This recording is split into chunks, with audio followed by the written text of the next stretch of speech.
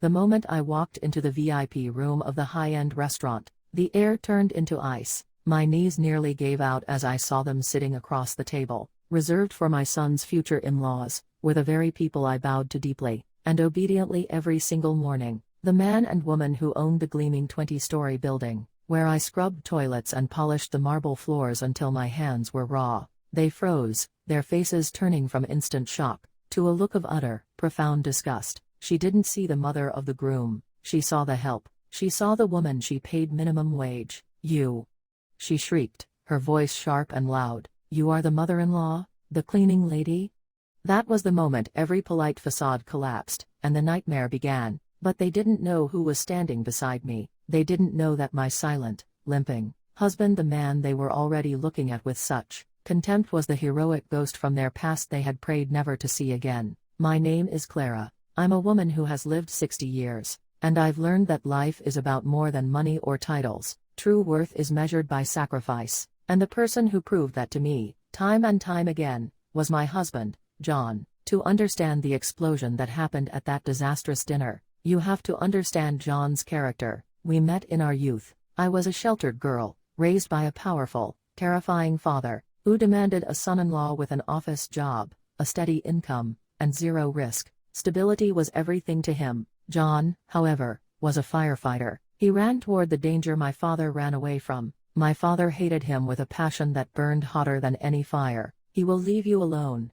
He will die and leave you a widow before you're 30. My father would rage, pacing the floorboards of our home. The first time John came to ask for my hand, my father didn't just reject him, he humiliated him. He filled a large bucket with icy water and, without a word, threw it right over John's head. It was the dead of winter. The water instantly soaked his suit, chilling him to the bone. I rushed forward, screaming, but John stopped me with a look. He didn't complain. He just stood there, dripping wet, and bowed deeply toward the closed door. "I may not have riches, sir," he said, his voice quivering slightly from the cold but remaining steady, "but I have 2 strong hands and an unbreakable heart. I promise to dedicate my life to your daughter. I risk my life daily to protect strangers. Imagine the intensity with which I will protect the woman I love." My father slammed the gate shut. John stayed there. He knelt on the icy pavement outside our gate for 4 long hours, refusing to leave until my father acknowledged him. His lips turned blue and his body shook violently.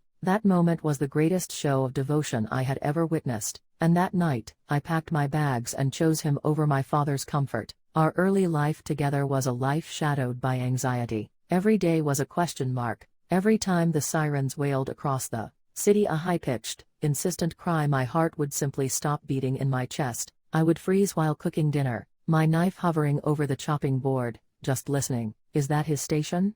Is that the sound of my life ending?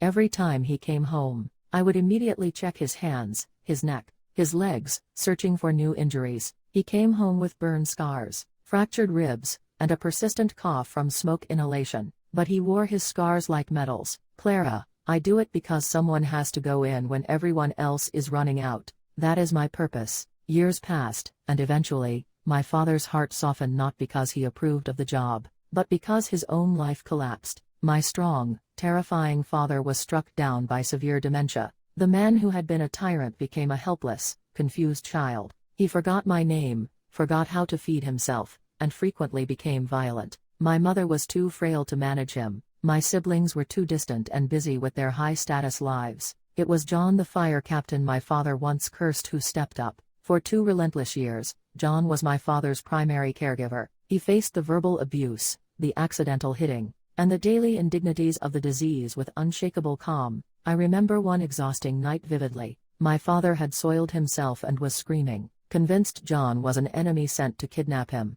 I collapsed in the hallway, weeping from sheer fatigue. John quietly walked into the room. "Father-in-law," he said, softly, kneeling down to meet my father's confused eye level. "It's John. You are safe. I am going to help you now." My father struck John across the face, a hard, open-handed slap. John didn't react. He gently took my father's hand and kissed the back of it. "It's okay. I know you're scared. I'm here. I'm not going anywhere." He bathed him, changed his soiled clothes without a single grimace, and spoon-fed him porridge, blowing on every spoonful to test the temperature. He never complained. He repaid all the hatred and rejection with pure, unconditional love. When my father finally passed away, he died holding John's hand. In his final, lucid moment, he looked at John, squeezed his hand, and whispered, "My son, you are a truly good man." When John finally retired as a fire captain, his body was broken but his spirit was whole. We weren't wealthy. We needed to save money for our son, David, so we both kept working. John took a security guard job at an old apartment complex, and I found work as a cleaner in a massive commercial building downtown. My job demanded I become invisible. I scrubbed toilets used by the city's elite. I polished marble floors until my knees were permanently bruised. I became a ghost in a gray uniform. People walked past me as if I were part of the architecture. They would step over my mop bucket without acknowledging my existence. The owners of the building were the wealthy Parks. They occupied the entire penthouse floor. Mrs. Park, who was always draped in expensive silk and heavy gold, would sometimes stop to chat while I was cleaning the entryway glass. "Oh, you are meticulous, Clara," she would say, her voice high and patronizing. "Here, I have this leftover croissant from my meeting. You probably don't get to eat high-quality pastries often." It was charity that felt more like a humiliation ritual, but I would smile and bow deeply. "Thank you, madam. You are very kind." She often brought up her daughter, Sarah, who was a pharmacist. "We're looking for a suitable match. Doctors, lawyers, only the best, you see. You have to match levels." She'd then ask about David, a standard office worker. "Well, Clara, keep working hard. The stairs on the third floor are looking dusty again." Her condescension was a constant, low-level sting. Then came the wonderful news: David was engaged to Sarah. She was everything we could have hoped for: kind, humble, and brilliant. She told us her parents were successful building owners, but we never connected the dots. We only knew we had to meet them at the formal engagement dinner. The sang Gian Rai. I was a wreck. I wore my best dress, but it felt like a cheap costume. "John," I whispered on the way, squeezing his hand, "they're so rich. They will look down on us. What if they refuse the marriage?" John straightened his spine, ignoring the pain in his old injuries. "We raised a good son, Clara. We earned our living honestly." We walk in with our heads high. We arrived at the luxury restaurant. As the server opened the heavy door, I stepped inside, and there they were, the Parks, my bosses, my employers. "You." Mrs. Park screamed, "You are the mother-in-law, the cleaning lady?" The expensive room instantly became a battlefield. Mr. Park, adjusting his tie, recovered from his shock, and his face hardened into disdain. "This marriage is off." "Absolutely not. Dad, Mom, please." Sarah pleaded, tears already forming in her eyes. "We have standards." Mr. Park roared, "I didn't spend millions on your education, so you could marry the son of a janitor and a security guard. The sheer insult to our name. We demand respect in this city." Mrs. Park chimed in with a sneer, "I treated you nicely out of pity, Clara. I gave you bread like feeding a stray dog. Don't mistake my charity for equality. You are at the bottom." The insults were daggers. They cut deep into my heart and my son's soul. David was trembling with silent rage. But John was absolutely still. He sat there like a statue carved from granite, his eyes locked on Mr. Park. He wasn't looking at him with anger. He was looking at him with the look of a man who had recognized something rotten in a place he thought was pure. "Are you done?" John asked, his voice low, a low, dangerous rumble that commanded silence. Mr. Park scoffed. "Oh, the security guard speaks. What? Are you going to threaten me? Just leave, both of you." John slowly stood up. He walked around the table with that familiar, painful limp. He stopped right behind Mr. Park. The silence in the room was suffocating. Smack. The sound of the slap was deafening. John had slapped the back of Mr. Park's head with a shocking force. "John!" I screamed. Mr. Park staggered, clutching his head, his face contorted in shock and fury. "You crazy old cripple. You dare assault me? I'll have you arrested and jailed." John didn't flinch. He leaned in close, his eyes burning with a righteous fury I hadn't seen since his captain days. "Is this how you repay a life?" John growled. Mr. Park froze, the rage draining instantly from his face. "What did you say?"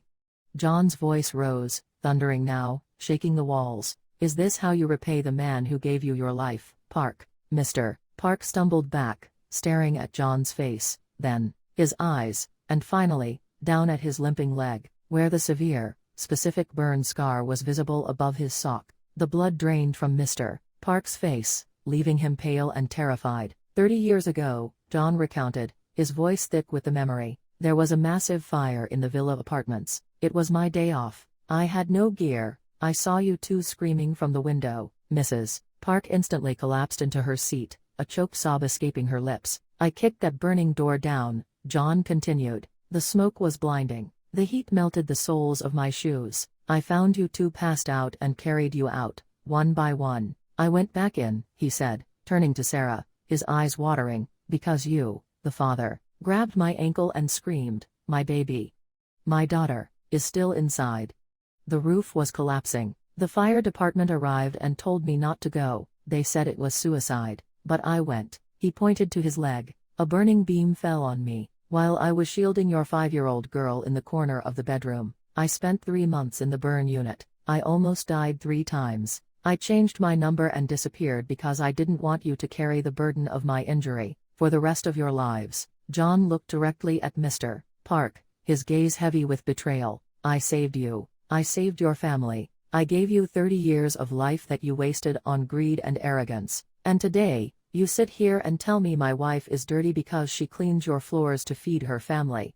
Suddenly, Sarah stood up, tears streaming down her face. She rolled up the sleeve of her expensive blouse, revealing a large, jagged, reddish burn scar on her upper arm. "It is you," Sarah whispered, her voice breaking completely. "The man who saved me. My parents told me a brave firefighter vanished like an angel after the fire. I became a pharmacist because I wanted to heal people, just like the man who saved my life." She ran to John and threw her arms around him, holding him tightly. "Thank you. Oh my God, thank you. I'm so sorry, sir." Mr. and Mrs. Park were shaking violently. Their pride, their arrogance, their entire world view, it all shattered into a million pieces. Mr. Park's knees gave way, and he collapsed onto the floor, pressing his forehead against the carpet in the deepest, most humiliating bow. Mrs. Park fell beside him, wailing uncontrollably. "Captain Lee," Mr. Park choked out, tears mixing with snot. "We are filth.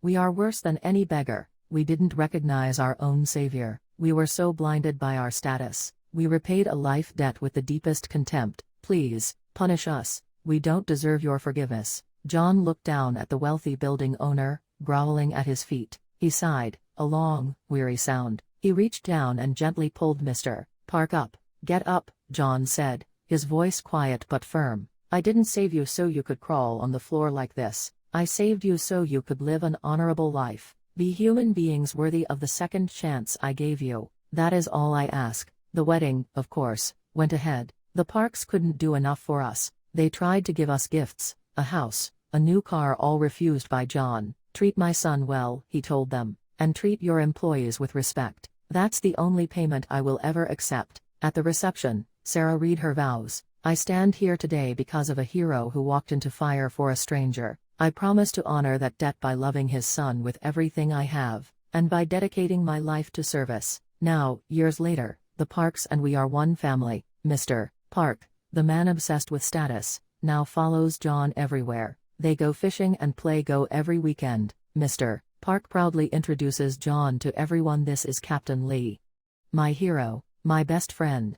He saved my life." "And our grandson? He's 5 years old. He came home from kindergarten the other day, with a drawing of a man in a red helmet fighting a dragon." "Who is this?" I asked him. "It's Grandpa," he said proudly. "I'm going to be a firefighter too. I'm going to be brave like Grandpa." I looked at John, smiling, the scars on his leg a proud monument to his service. I realized my father was wrong all those years ago. He wanted me to marry a safe man. I married a man dangerous enough to fight fire, dangerous enough to crush arrogance with truth, and dangerous enough to love without asking for anything in return. And looking at our complete, happy family, I wouldn't change a single thing.